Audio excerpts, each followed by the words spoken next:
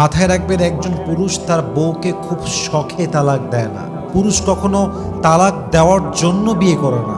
আপনি যদি আপনার স্বামীকে খুব বেশি অবহেলা করেন, খুব বেশি অযত্ন করেন, আপনার স্বামীর আস্তে আস্তে সংসার থেকে মন উঠে যাবে, আপনার প্রতি মন উঠে যাবে।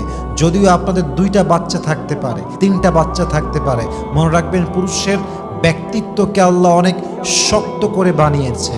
পুরুষ সব সহ্য করতে পারে, বাট তার শখের নারী, তার লাইফ পার্টনার, তার স্ত্রী তাকে অবহেলা করবে, তাকে অযত্ন করবে, তাকে টাইম দেবে না, তার কেয়ার করবে না। বিশ্বাস করেন, পুরুষ সব কিছু হজম করতে পারে, সব কিছু মানতে পারে, বাট তার লাইফ পার্টনারের অবহেলা, অযত্ন পুরুষ চুল পরিমাণ সহ্য করতে পারে না। একবার ভাবেন তো আসিয়া রাদিয়াল্লাহু তাআলা আনহার কথা।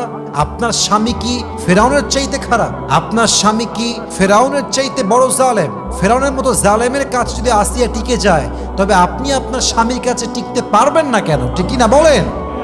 এই যুদ্ধ আপনার, এটা আপনার জীবনের যুদ্ধের জায়গা, এটা আপনার পরীক্ষার জায়গা। খুব সহজে হাল ছাড়লে চলবে না। আপনাকে মাথায় রাখতে হবে, আপনার স্বামী আপনার সবচাইতে আপন মানুষ।